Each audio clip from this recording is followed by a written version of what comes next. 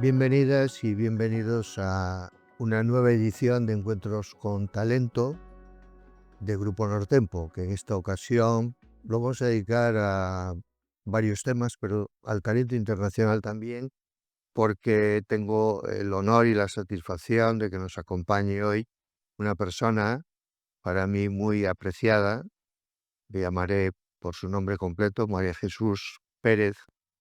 Bueno, Chus Pérez, que es directora general de ejecutiva de MSD Pharma para España y Portugal, y que ha hecho una carrera desde hace 20 años que le conozco, ¿no? Y que he tenido la oportunidad de trabajar con ella, de estar con ella, y que sé que acumulan una experiencia muy interesante para conocer y para poder aprender y para poder saber. Chus, muchas gracias por aceptar nuestra invitación, muchas gracias por estar aquí con nosotros, muchas gracias por seguir vinculada de alguna forma después de 20 años de trayectoria internacional con Nortempo, que también pretendemos ser una compañía internacional y que también estamos en Portugal. Me gustaría primero preguntarte, porque sé que tu currículum es la verdad que son 20 años que has hecho infinidad de cosas, has trabajado, has pasado dentro de una misma organización, es un aspecto importante este, porque sin necesidad de cambiar has conseguido estar evolucionando, mejorando, progresando. Y además has encontrado una organización que te ha dado el acomodo y la posibilidad, que otras a lo mejor no te lo han dado.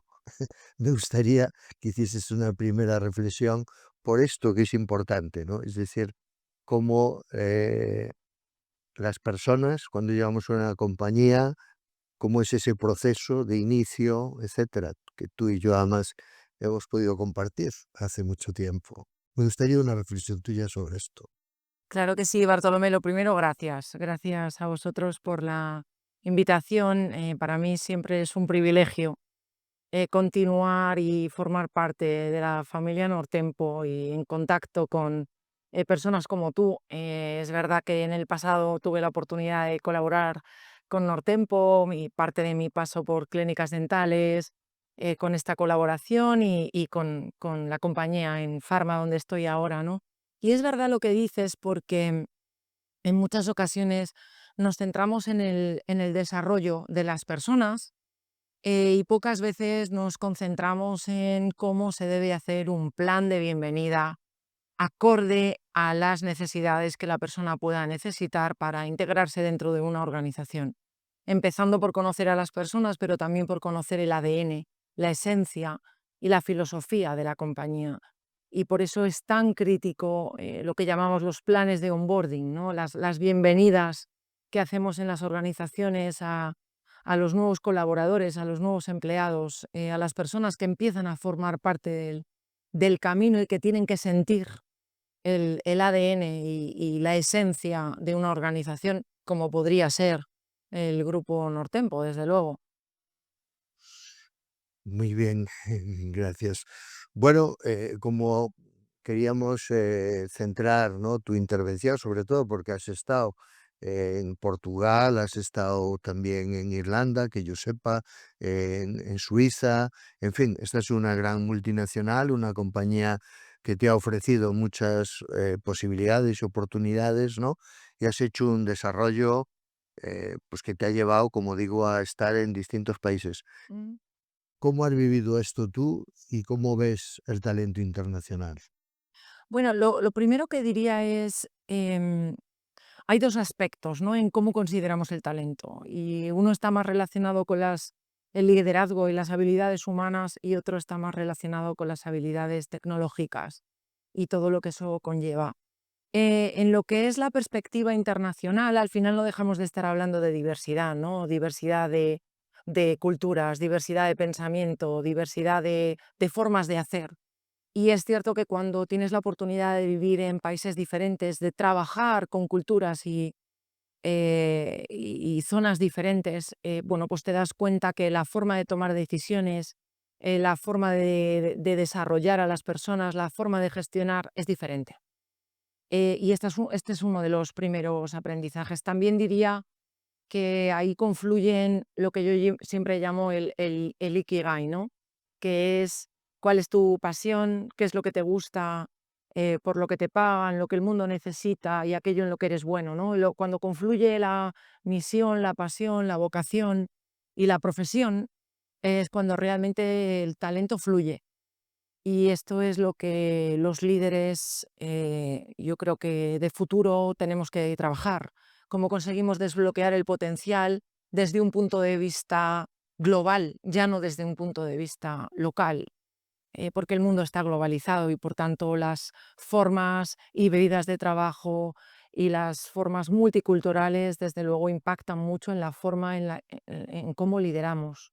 Bueno, el liderazgo, que para mí es un tema apasionante siempre, porque tiene tantas aristas y hay tanto que hablar de ello, si resulta difícil en un entorno nacional, ¿eh? Donde convivimos comunidades también distintas y a veces resulta difícil en nuestra España, cuando entramos en un liderazgo internacional, digamos, entiendo que se complica, ¿o no? ¿O es más sencillo? Se complica mucho. Lo que diría es que hay una parte de adaptación que es crítica en ese liderazgo, ¿no? Es verdad que la implementación como tal, la ejecución, el desarrollo de ese liderazgo no varía y se fundamenta en tres cuestiones principales, diría yo. Una es la visión estratégica y la capacidad para conectarlo con la realidad. Otra es, bueno, pues cómo liberamos el potencial de las personas. Y por último, el impacto que ese liderazgo consigue, ¿no? Y de qué manera, eh, de alguna manera impacta, ¿no? En las personas. Ahora, es verdad que, bueno, pues sin lugar a dudas, cada cultura observa el liderazgo de una manera diferente y hay culturas mucho más jerárquicas que otras. Y esto impacta obviamente en la forma de aproximarse y la forma de entender esa cultura a la hora de integrarse, adaptarse y ser parte de la organización. Y yo creo que aquí hay que tener una apertura muy grande a ser totalmente consciente de los sesgos que podemos llevar con nuestra mochila vital, porque lo que puede para nosotros ser algo totalmente normal, pues en este caso, en mi caso, en el nuestro, españoles, ¿verdad? Cuando interaccionamos con otras culturas, pues es totalmente diferente. Lo que para nosotros es correcto, en otras culturas a lo mejor no lo es y probablemente no lo sea y a lo mejor tengamos un sesgo, ¿no? Por eso el ser muy consciente de aquello que no sabemos e ir con una mentalidad muy abierta a entender, inclusive cómo esa organización y esa cultura entienden el liderazgo, ayuda muchísimo a la adaptación necesaria para, para tener impacto. O sea que, por lo que estás diciendo, entiendo que un líder tiene que ser una persona que esté en una actitud permanente de aprendizaje y de apertura. Completamente. De hecho, yo diría que no solo de aprendizaje, yo siempre me gusta muchísimo reflexionar sobre esto, sobre la consciencia y la competencia. Y esto es lo que hablamos del aprendizaje ágil. Y yo creo que permanentemente, independiente del rol que una persona pueda tener o de la responsabilidad que pueda tener, es crítico ser conscientes, ¿no? De que pasamos de ser inconscientemente incompetentes, no sé que no sé, a ser conscientemente incompetentes, por tanto, sé que no sé. Y esto nos ocurre a todos para infinidad de cosas, tanto profesionales como personales en la vida, ¿no? A partir de ahí paso a ser inconscientemente competente, no sé qué sé, como cuando estamos conduciendo, ¿verdad? De repente empezamos a conducir fenomenal, pero no nos decimos a nosotros mismos qué bien conducimos hasta que llega alguien y nos lo dice. Y yo creo que eso es lo que motiva mucho la curiosidad y el aprendizaje ágil, es lo que hace el propio desarrollo, que a veces se malinterpreta, porque en muchas ocasiones hablamos de desarrollo y las personas pueden conectar esto con la promoción, no tiene nada que ver. El desarrollo con la promoción, puedes estar permanentemente desarrollándote en un mismo rol, no tiene nada que ver lo que hace probablemente un marketer, una persona que está en un equipo de marketing hoy, a lo que hacía hace 20 años. Por tanto, Este es el aprendizaje ágil del que me gusta hablar, y del que tenemos que estar todos permanentemente atentos, ¿no? Y con foco, siempre hay que estar aprendiendo. Hace no mucho tiempo veía el listado de las 20 compañías top a nivel mundial, y cogí el mismo listado de las 20 compañías top de hace 20 años, ahora y hace 20. Ninguna de las que está hoy estaba hace 20 años. Esto dice mucho, ¿no? De cómo las organizaciones tienen que tener un aprendizaje ágil para continuar compitiendo, para continuar innovando, para continuar desarrollando habilidades de liderazgo, resiliencia, y desde luego ese aprendizaje ágil es lo que genera también, o lo que mueve a las personas y a la ambición. Oye, ¿y cómo se crea? Porque es difícil esto, ¿no? Que acabas de plantear cómo efectivamente, ¿no? Las compañías, bueno, y se ve compañías que han desaparecido en poco tiempo, en ciclos cortos, ¿no? Los ciclos son cada vez más cortos y la capacidad de aprender tiene que ser cada vez mayor. ¿Cómo hace una empresa para convertirse en una escuela? Es decir, en un lugar donde estás aprendiendo siempre, ¿no? Yo creo que la organización tiene que generar el espacio. Los líderes también tenemos que generar ese ecosistema. Y está mucho en, bueno, lo hemos hablado tú y yo en alguna ocasión, en la actitud con C, que no tanto la aptitud. La aptitud es un punto o es una variable o es un abordaje crítico, obviamente, pero la actitud aquí es fundamental. Hace no mucho tiempo he tenido la oportunidad de profundizar mucho en el principio de Oz, que es un principio que habla de la mentalidad above the line, es por encima de la línea. Y habla de que las organizaciones de alto rendimiento son organizaciones que están por encima de la línea, son organizaciones en donde las personas hablan de ya estás y no de esques. Son organizaciones en donde las personas utilizan el sit, own it, solve it y do it. Lo vemos, nos hacemos dueños, tenemos accountability, nos hacemos responsables, buscamos la solución y lo ejecutamos, ¿no? Y las organizaciones que están below the line, lo que yo llamo las organizaciones, los ESKES, ¿verdad? Son organizaciones formadas por personas que están más centradas en el, bueno, espero y veo a ver qué pasa. Son organizaciones en donde, bueno, pues me baso más en cuáles son los problemas en lugar de pensar en cuáles son las soluciones. Y ese es el punto crítico que moviliza, ¿no? La mentalidad de las personas, el espacio y el ecosistema que los líderes tenemos la responsabilidad de generar, el cómo nos aproximamos cuando una persona viene con una idea que es totalmente disruptiva, voy a decir loca, que puede ser loca, pero a lo mejor no lo es tanto, y el cómo le damos el espacio a, ok, ¿cómo crees que esto nos puede ayudar? Prepáralo y lo vemos. Y eso requiere de un liderazgo y de una confianza pues muy fuerte. Por tanto, es la organización que permite a los líderes trabajar y aproximarse de esa manera. Ahora también lo hacen las personas en cómo crean y el cómo trabajan esa mentalidad. Porque eso sí, todos tenemos derecho, y hasta creo que es humano, porque forma parte del bienestar, ahora que el well-being es tan trascendente, ¿no? Estar en algún momento below the line, por debajo de la línea. Lo que yo llamo el derecho a la pataleta, es hasta humano, es empatizar emocionalmente, ¿no? Ahora, bueno, conscientemente, en un tiempo limitado, ¿ok? Gestionar mis emociones y a partir de ahí, ¿cómo puedo aproximarme para estar por encima de la línea? O sea que una organización competitiva no puede perder nunca de perspectiva la línea, ¿eh? Y hay que mantener. Esto lo hacen fundamentalmente los ejecutivos y los líderes, bueno, los principales ejecutivos, ¿no? Tú has hecho una carrera de 20 años, ¿eh? Desde que nos conocemos, 20 y algo, seguramente 20 y algo más. Y esto significa que has estado manteniéndote en esta dinámica, ¿no? Esto no resulta a veces en este mundo que vivimos ahora también, que la gente dice, oye, vamos a conciliar, vamos a compatibilizar, etcétera. O hay otros factores que son los que realmente te impulsan y lo consigues conciliar y disfrutar y además saber que formas parte del motor de arrastre, ¿no? De la compañía. Así que La verdad es que yo creo que cuando haces lo que te apasiona, hace que disfrutes mucho del tiempo que dedicas a aquello que te apasiona.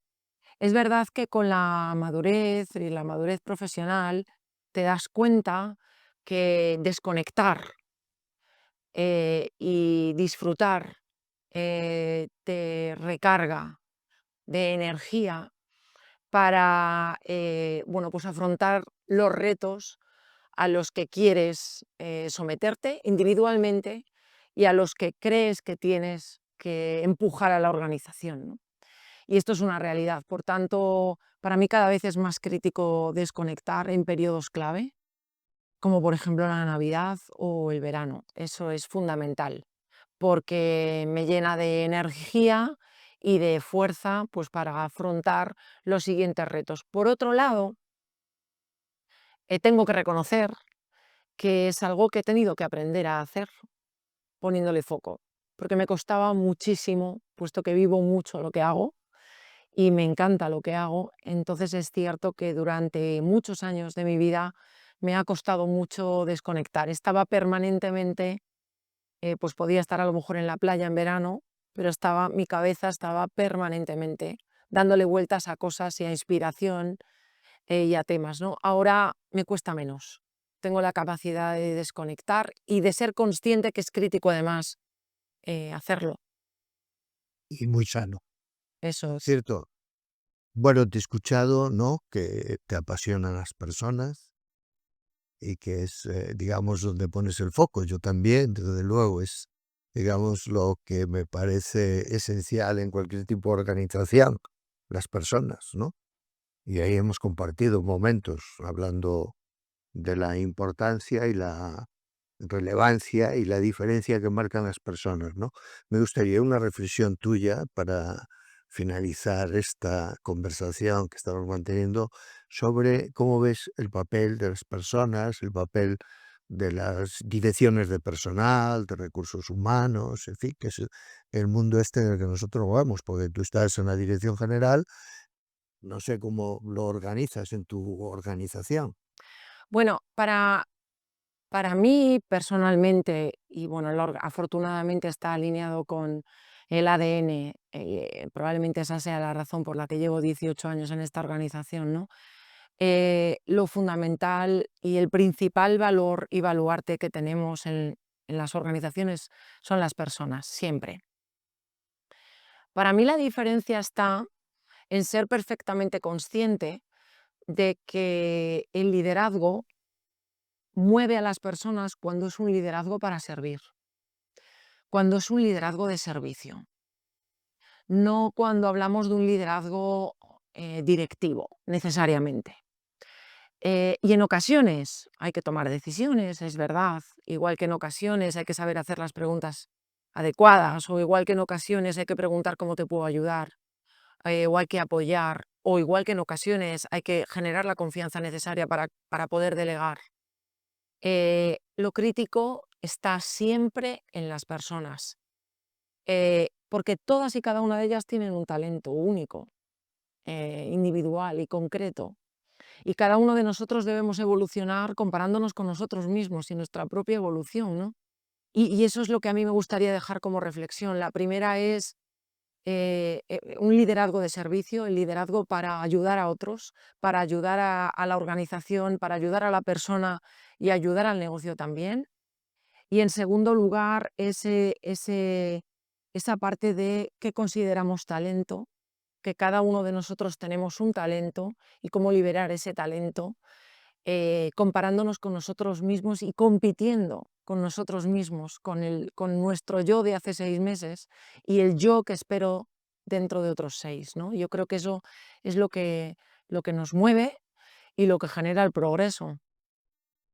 Bueno, María Jesús, muchas gracias. Me gusta ese final, ¿no? en el que hablas de el liderazgo y la generosidad. Yo creo que efectivamente un líder tiene que ser ante todo una persona generosa. Y cuando es así, pues se rodea de gente buena o mejor y todos crecen, la organización crece. Eso es. Sí, Gracias a ti por tu sí, generosidad, sí, sí. Bartolomé. Gracias por la invitación. No, un placer enorme. Gracias. Gracias.